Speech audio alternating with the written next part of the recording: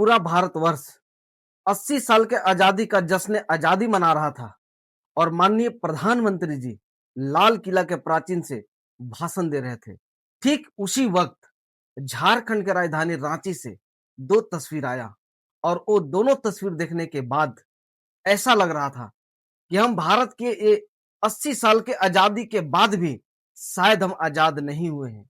जिस तरीके से 14 दिन से एक भूखा व्यक्ति जो अस्पताल में है, डॉक्टरों की निगरानी में है, उस व्यक्ति को रोकने के लिए, उस व्यक्ति को शांत करने के लिए, उस व्यक्ति को अस्पताल से बाहर नहीं निकलने देने के लिए एक पुलिस की पूरी फोर्स वहां तैनात कर दी जाती है।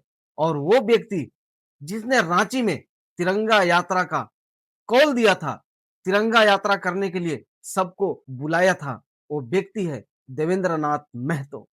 जब 10 जुलाई को विधानसभा घेराव के दौरान जब वो घायल हुए तो उन्हें अस्पताल में भर्ती कराया गया और जब उन्होंने 15 अगस्त यानी इस आजादी के महापर्व में तिरंगा यात्रा करना चाहा और तिरंगा यात्रा के लिए जब उन्होंने कॉल दिया तो उस समय दो तस्वीरें जो मैंने पहले ही बोला, एक वो तस्वीर जो जयपाल सिंह मुंडा स्टेडियम में कुछ बच्चे जो वो भी भूख हड़ताल पे थे, जिनके अंदर इतनी शक्ति नहीं थी कि वो पैदल चल सके, लेकिन छात्रों ने उनको व्हीलचेयर पे बैठाकर और तिरंगा यात्रा निकाला शांतिपूर्ण तरीके से। और इस 80 वर्ष के आजाद भारत में अपनी आजादी व्यक्त करने के लिए, अपनी खुशी जाहिर करने के लिए उस तिरंगे के सम्मान में, उस तिरंगे के साथ जब वो सड़कों पे निकलते हैं और उस तिरंगा यात्रा में आने के लिए जब देवेंद्र महतो पुलिस से रिक्वेस्ट करते हैं बहुत ज्यादा, उसके बाद उन्होंने एक लेटर लिखा कि हम अपनी मर्जी से जाना चाहते हैं,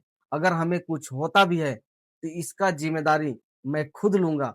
इसके बाद भी झारखंड सरकार के पुलिस प्रशासन उन्हें अस्पताल से बाहर नहीं निकलने दिया जाता है। अब सोचिए कि जो व्यक्ति 14 दिन से भूखा हो उसे पकड़ने के लिए 15, 20, 25 पुलिस वाले लगे हुए हैं। क्या आजाद भारत की ये मायने है? क्या आजाद भारत में किसी व्यक्ति को तिरंगा यात्रा करना अपराध है? क्या आजाद भारत में व्यक्ति अपने हिसाब से आजादी का जश्न नहीं मना सकता है? अगर वाकई में वो व्यक्ति अपराधी है तो उसे अपराधी घोषित कर दो। ये मैं नहीं, ये खुद देवेंद्र नाथ महतो कह रहे हैं कि अगर हम अपराधी हैं, हम नक्सली हैं, कुछ गलत किए हैं तो आप जेल में डाल दो, लेकिन हमें इस तिरंगा यात्रा में हमें जाने दो।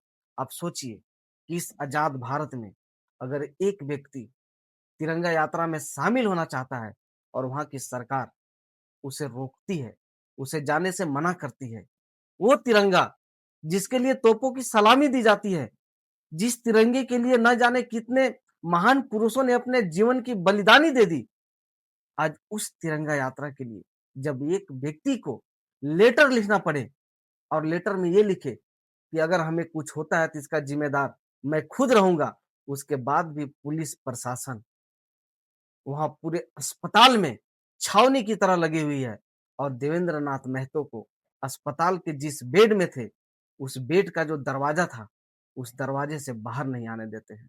आप सोचिए इस आजाद भारत में ऐसी तानाशाही, जबकि ये तिरंगा यात्रा न वो किसी तरह का अपराध करने जा रहे थे, न कहीं बम फोड़ने जा रहे थे, न देवेंद्र नाथ महतो कोई अपराधी किस्म का व्यक्ति था और न ही अपराधी कोई ऐसा रिकॉर्ड था। जो व्यक्ति तिरंगा यात्रा में नहीं शामिल हो सकता, सरकार शामिल नहीं होने दे सकती। आप सोचिए कि सरकार का तानाशाही या ये लोकतांत्रिक देश में क्या वाकई में लोकतंत्र जिंदा है? शायद इस तरीके से झारखंड सरकार के पुलिस का जो रवैया था कहीं न कहीं सवाल के घेरे में है। इसलिए इस आजाद भारत के 80 वर्ष हो जाने के बाद भी मैंने पहले ही कहा कि शायद हम आजाद नहीं हुए हैं। किस बात का?